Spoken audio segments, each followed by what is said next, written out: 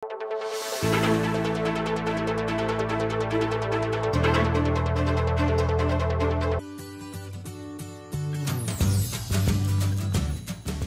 ang timong top summer destination ng Pilipinas pa uli na rin kakatamong wild sand beaches at crystal clear waters. Patse makanining panahon aasahan na indagsada rin dayo ang pang lokal turista karang miyaling resorts kay mabilog ang bangsa. Dapat ing pamagbakasyon na rin kakatamong kabalin namuka nung malilyari patse summer season. Agpangkeng Luzon International Premier Airport Development o Lipad Corporation, amani balak yung operasyon ng Clark International Airport, may naliwa nila naman travel patterns ng Pilipino. Medyo may sirang seasonality na rin pamag-travel na rin Pilipino.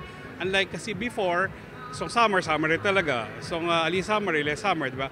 And I think dakalya naman influence is itang aliwaliwala schedule, then pamaglob na rin anak, kareng eskwela. Unlike kasi before, so mandang March, April, gana-gana maka-summer vacation. Bagyan aliwaliwala na lang ating mag-aral during summer. So I think because of that, may spread rin in destination and travel pattern na rin tao. King pamanisplika na ng Presidente at CEO na nilipad Corporation na Noel Manangkil, makasapi ang pamagbayong iniking operasyon da King Airport.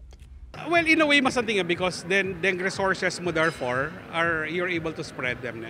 Kasi nung alika mag super peak unlike before, so even the number of tao na mag-troop King Airport, alila makanyang ka-scoop, diba? Because you're able to spread. At yung 8 million ng annual passenger capacity na ng CRK ag pangkamanangkil. Anyang 2023, miras la kanukang 2 million din pasaheros at sinaki ang pong dinug pa King Airport. Makanyan pa man makasadyaya kanu yung Clark International Airport kaya paman niya tandarang mas nakal pang travelers mas kinano pang panahon. Samantala, bistaman niya rin na yung Holy Week break, balaw siya pamuring maka-alerto kanu yung Department of Tourism, kaya beri miyayaliwang ahensya ba ang asiguradong maging masalese ang summer experience da, rin sablang magbakasyon keti king Central Luzon. Kaya beri kanu kadang malyaring pasyalandeng beach king Zambales, sampung Aurora, trekking karang bundok, at di miyayaliwang kapyesan keti Pampanga at king Mabilog, Arehiyon. We would like to welcome you all here in Central Luzon, no? And I know that you are so much excited to take part and experience once again summer.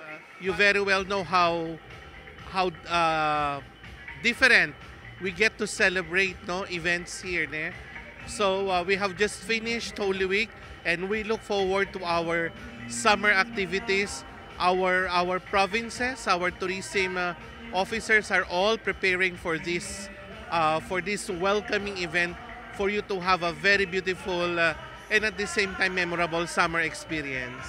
Miras naman kayong 1,000 police personnel na dineploy na ni Police Regional Office 3 karang miyayalong tourism destinations kaya Central Luzon magumpisaan niyang April 1 hanggang May 31, 2024. Kaya be Justin Dizon, ako po inke kayong talasuyo Liana Kanilaw, ating pusong makabalin.